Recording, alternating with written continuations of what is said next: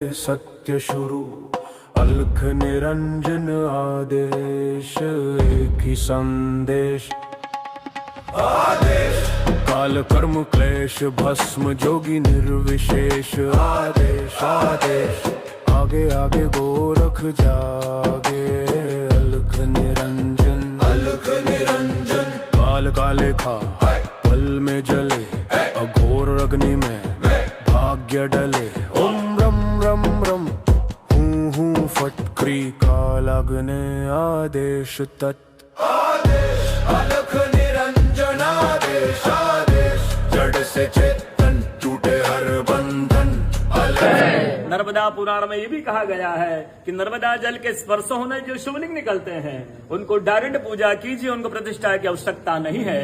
नर्मदा जल स्पर्श होने से वो स्वयं प्रतिष्ठित हो जाते हैं। राम राम सभी को, welcome back to my channel. तो वीडियो के स्टार्ट से आप समझ ही चुके होंगे कि उज्जैन के बाद हम लोग आ गए थे ओंकारेश्वर। ओंकारेश्वर मध्य प्रदेश का दूसरा शिवलिंग है।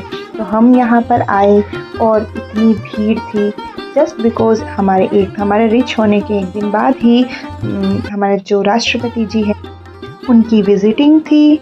प्रोटोकॉल बहुत थे, सारे रास्ते बिल्कुल अलग तरीके से कर रखे थे। हमारे टिकट्स ऑलरेडी थे, इसलिए हमें इसका कुछ पता नहीं था। रात को 1 बजे तक भी हमको होटल में रूम नहीं मिला, बड़ी मुश्किल से मिला, मीन्स 1 बज गई थी रात में। सुबह उठे और बस फिर नहा धो करके दर्शन के लिए चले गए।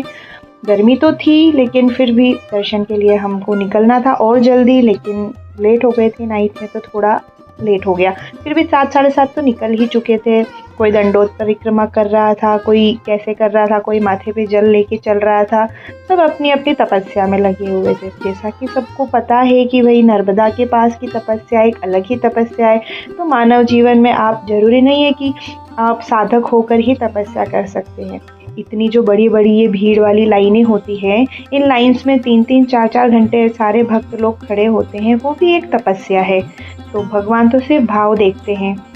और अगर इस गृहस्थ आश्रम में अगर हम लोग इस दर्शन के भाव को लेकर के और इस तरीके की गर्मी में तपस्या करके जब दर्शन को जाते हैं तो आप बेशक ही भगवान को थोड़ा बहुत तो प्रसन्न कर ही सकते हैं। बाकी तो सारा कर्मों का खेल है।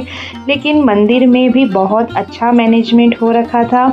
गर्मी को देखते हुए पूरी जो शावर पाइपलाइंस होती है वो लगाई हुई थी। हालांकि मॉर्निंग में ये 8 साढ़े 8 बजे का व्यू है, तब तक भी आप देख सकते हैं कि धीरे धीरे भीड़ तो हो ही गई थी, लेकिन फिर भी बहुत अच्छे से हमारे दर्शन होने वाले थे। टाइम टू टाइम सब लिखा हुआ आ रहा था कि इस जगह से इतनी देर है, इस जगह से इतनी देर है। सब जगह पर बहुत अच्छी व्यवस्था थी। लेकिन बस जैसे ही मंदिर के हम लोग बिल्कुल ऊपर आ जाते हैं टॉप पर, तो यहाँ पर थोड़ा सा कंजेस्टेड हो जाता है, बट इट्स ओके। मतलब दर्शन करने का अगर मन में अपने ठाना हुआ है तो चाहे कितनी भी भीड़ हो, कितना भी कंजेस्टेड हो, कितनी भी गर्मी हो, आप दर्शन तो करोगे ही। तो बस मन में आस्था लेकर यहाँ पर जल चढ़ा करके हम पहुँच गए दर्शन के लिए।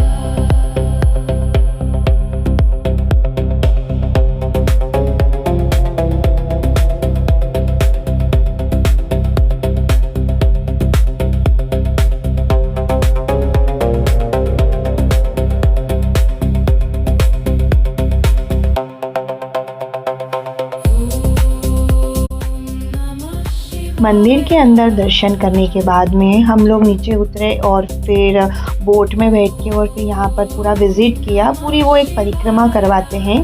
आप लोग भी आओ तो ये परिक्रमा बिल्कुल करें। एक होती है छोटी परिक्रमा, एक होती है बड़ी। हमने छोटी ही करी। उसके बाद में साइड में उतर के और फिर बस जो हमारे ये साथ वाले थे सारे जेंट्स लोग, ये लोग चले गए नदी में डुबकी लगाने। हम लोग बच्चों के साथ थे तो हमने नहीं लगाई। इन्होंने काफ़ी इंजॉय किया।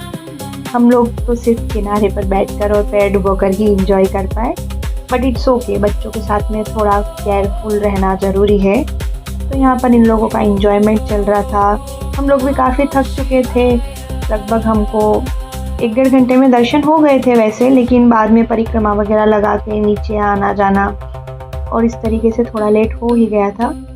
ठीक है, बस अब यहाँ पर दर्शन करके और हम लोग निकलने वाले थे।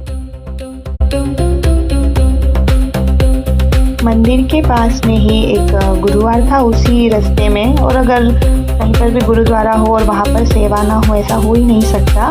तो गुरुद्वारे के बाहर ये मिल्क वाला जो रोज़ होता है, रोज़ मिल्क, वो ये लोग डिस्ट्रीब्यूट कर रहे थे सेवा में। मुझे ये देखकर बहुत अच्छा लगा। हमने भी थोड़ा बहुत लिया, बच्चों के लिए बोतल भरवाई, बस इस तरीके से एंजॉय किया। अगर आप लोगों को ये वीडियो पसंद आई हो तो लाइक शेयर कमेंट करके मुझे ज़रूर बताना। मिलते हैं नेक्स्ट वीडियो में।